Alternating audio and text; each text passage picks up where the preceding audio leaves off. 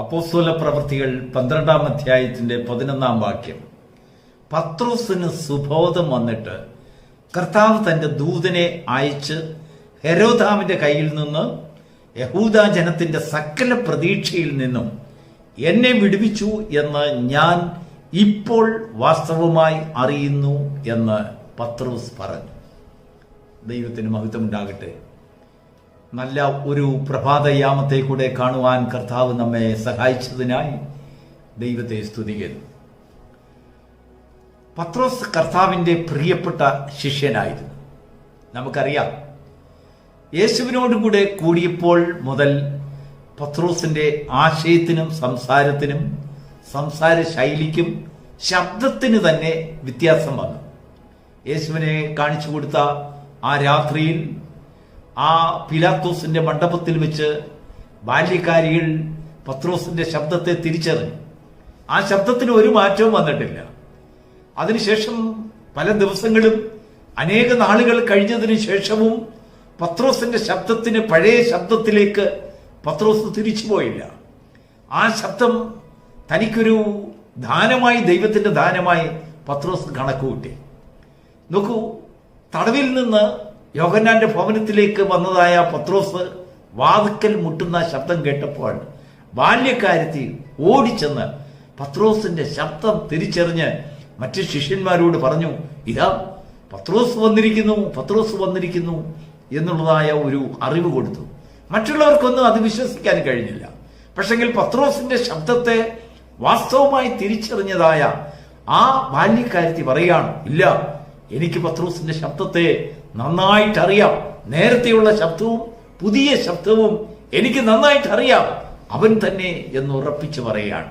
നോക്കൂ, പത്രോസിനെ കർത്താവ് കാരാഗ്രഹത്തിൽ നിന്നും വിടുവിച്ചു. ദൂതന്മാരെ അയച്ച് തന്റെ ബന്ധനങ്ങളെ അഴിച്ച് തന്നെ 1-ാം കാവൽ തുറന്ന് 2-ാം കാവൽ തുറന്ന് പട്ടണത്തിലേക്ക് കൊണ്ടുവന്നിട്ട് ദൂതന്മാർ അവനെ വിട്ടുപോയി. പ്രൈസലോ. ഇനി നീ എന്ത് ചെയ്യണം എന്ന് പത്രോസിനോട് ഒരു കാര്യം പോലും പറഞ്ഞില്ല. അവന് തന്നെ ആശ്ചര്യമായി. അവൻ വേറെ ഏതോ ഒരു ലോകത്ത് വന്നതുപോലെ അവന് തോന്നി.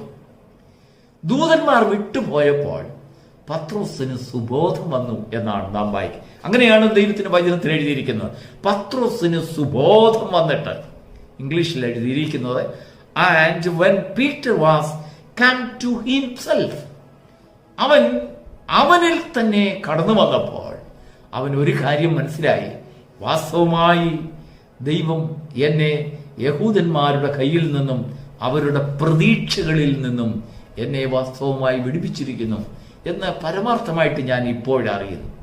അതിനു മുമ്പ് അറിഞ്ഞില്ല. കാരണം എന്താണെന്നറിയാമോ? അവനിലേക്ക് അവൻ വന്നിട്ടില്ല.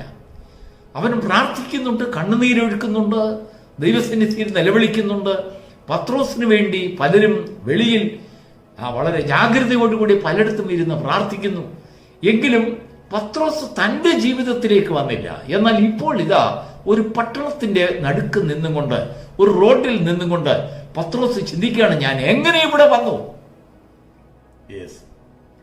ദൈവത്തിന് മഹത്വമുണ്ട്. അവനിലേക്ക് അവൻ കടന്നു വന്നപ്പോൾ അവന്റെ വിടുതലിന്റെ സന്ദേശം അവന് ലഭിക്കുകയുണ്ടായി. അത് ദൈവത്തോട് പറയുകയാണ്, കർത്താവേ, ഇപ്പോൾ ഞാൻ അറിയുന്നു, എന്നെ യഹൂദന്മാരുടെ കയ്യിൽ നിന്നും അവരുടെ പ്രതീക്ഷകളിൽ നിന്നും എന്നെ വിടുവിച്ചു എന്ന് ഞാൻ വാസ്തവമായി അറിയുന്നു. ദൈവം നമുക്ക് തരുന്ന വിടുതലിനെ നമുക്ക് പലപ്പോഴും തിരിച്ചറിയാൻ കഴിയാതിരിക്കുന്നത് നാം നമ്മിലേക്ക് വരാത്തത് കൊണ്ടാണ്.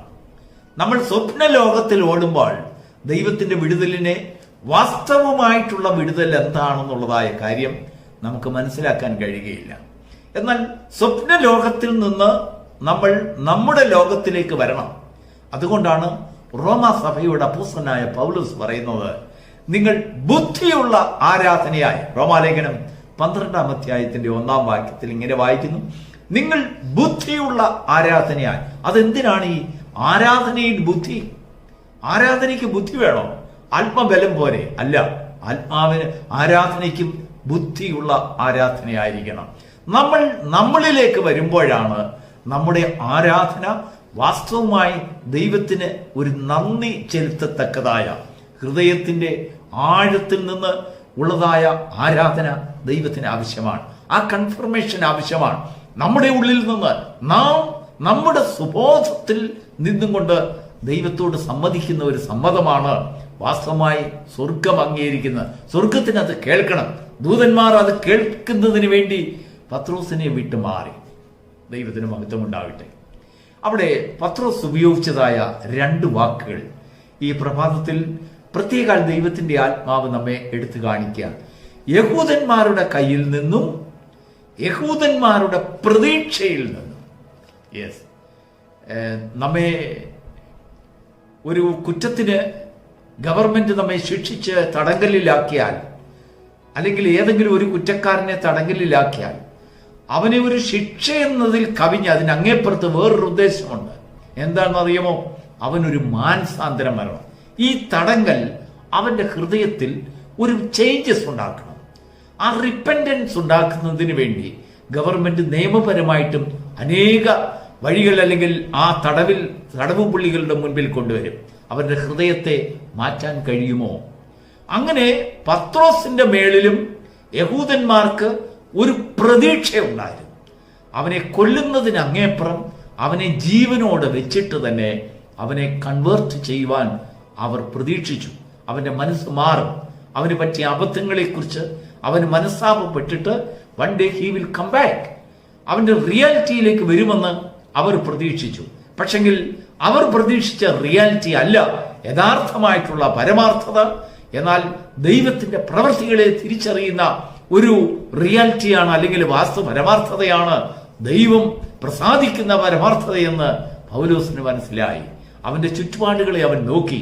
കഴിഞ്ഞ നിമിഷം വരെയും അവനായിരുന്ന സാഹചര്യം, തന്റെ ചുറ്റും ഇരുമ്പ് മറ അല്ലെങ്കിൽ ചങ്ങലയാൽ ബന്ധിക്കപ്പെട്ട് ആമത്തിൽ കാലുകൾ വെച്ചുകൊണ്ട് അവൻ സ്വർഗത്തേക്ക് നോക്കി നിലവിളിച്ചു കൊണ്ടിരുന്നായ ആ ഒരു ഭയപ്പാടിൽ നിന്ന്, അല്ലെങ്കിൽ ഒരു വലിയ ഒരു മാനസിക വിഭ്രാന്തിയിൽ നിന്ന് പത്രോസ് ഇതാ വിടുതലായിരിക്കുന്നു. വിടുതലായപ്പോൾ അവനിലേക്ക് സുബോധം കടന്നു വന്നു.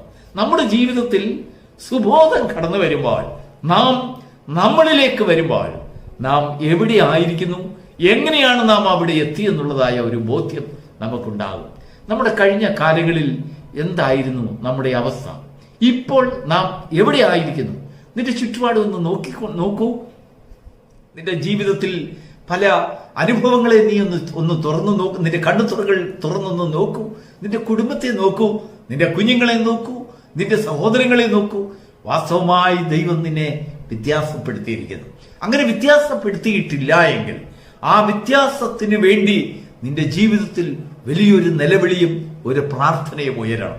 വാസ്തവമായി നീ ആ വ്യത്യാസത്തിന് വേണ്ടി പ്രാർത്ഥിക്കുമ്പോൾ നിന്നെ ആ വ്യത്യാസം കാണിക്കുവാൻ തക്കവണ്ണം ദൈവം വിശ്വാസത്താൽ നിന്റെ കണ്ണുകളെ തുറന്ന് ദൈവത്തിന്റെ പ്രവൃത്തികളെ കാണുമാറാക്കുന്ന, അത്ഭുത പ്രവൃത്തികളെ കാണുമാറാക്കുന്നതായ ഒരു പ്രത്യാശ നിന്റെ ജീവിതത്തിൽ തരും. ദൈവത്തിന് മഹത്വം ഉണ്ടാകട്ടെ. എന്നാൽ ദൈവം കൊണ്ടുവരുന്നതായ വിടുതലുകളെ നമുക്ക് പലപ്പോഴും കാണുവാൻ കഴിയാത്തതിന്റെ കാരണം, നാം ദൈവത്താൽ വിടുവിക്കപ്പെട്ടിട്ടും പിന്നെയും സ്വപ്നലോകത്തിൽ കുടിഞ്ഞോടുക, അല്ലെങ്കിൽ ഭയപ്പാടിന്റെ ആ മാനസികാവസ്ഥയിൽ കൂടി ഓടുമ്പോൾ ദൈവം വാസ്തവമായി ചെയ്ത വ്യത്യാസത്തെയും പ്രവൃത്തികളുടെ ബാഹുല്യത്തെയും നമുക്ക് തിരിച്ചറിയാൻ സാധിക്കാതെ വരുന്നു. ഈ പ്രഭാതത്തിൽ ദൈവത്തിന്റെ ആത്മാവ് നമ്മോട് സംസാരിക്കുന്ന, അല്ലെങ്കിൽ ദൈവത്തിന്റെ ആത്മാവ് നമുക്ക് തരുന്ന ഒരു സന്ദേശം, നിന്റെ കണ്ണിനെ നീ ഒന്ന് തുറന്നു നോക്കുക. വാസ്തവമായി നീ എവിടെ ആയിരിക്കുന്നു എന്ന് നീ ഒന്ന് തിരിച്ചറിയുമ്പോൾ ദൈവമാണ് നിന്നെ ഈ പാതയിലേക്ക് കൊണ്ടുവന്നത് എന്നുള്ള ഒരു ബോധ്യം നിനക്കുണ്ടാകും. ഒരുപക്ഷെങ്കിൽ അതൊരു അനുഗ്രഹമായ ഒരു പാതയായിരിക്കും, ഇല്ല എങ്കിൽ ഒരു സങ്കടത്തിന്റെ, വേദനയുടെ, ദുഃഖത്തിന്റെ പാതയായിരിക്കും. ഭയപ്പെടരുത്. ദൈവത്തിന് അതിലൊരു ഉദ്ദേശമുണ്ട്. ചില നാളുകൾക്ക് ശേഷം ദൈവത്തിന്റെ വാസ്തവമായ പ്രവൃത്തിയെ തിരിച്ചറിയേണ്ടതിന് വേണ്ടി പല പരിശോധനകളിൽ കൂടെ ദൈവം നിന്നെ കൊണ്ടുപോയേക്കാം. പക്ഷെങ്കിൽ ഒരു ദിവസം നിനക്ക് വേണ്ടി കർത്താവ് നിയമിച്ചിട്ടുണ്ട്. ആ സമയം വരുമ്പോൾ ദൂതനെ അയച്ചുകൊണ്ട് നിന്നെ കാരാഗ്രഹത്തിൽ നിന്ന് സകലരുടെയും പ്രതീക്ഷകൾക്ക് വിരോധമായി ദൈവത്തിന്റെ പ്രതീക്ഷ നിന്നിൽ കൂടെ സാധ്യമാകേണ്ടതിന് നിന്നെ പുറത്തേക്ക് കൊണ്ടുവരും. ആ മഹത്വം നീ കാണുമ്പോൾ വാസ്തവമായി നീ മനസ്സിലാക്കും, ഓ, എന്നെ ദൈവം വാസ്തവമായി വിടുവിച്ചിരിക്കുന്നു എന്ന് അപ്പോൾ നീ തിരിച്ചറിയും. God bless you.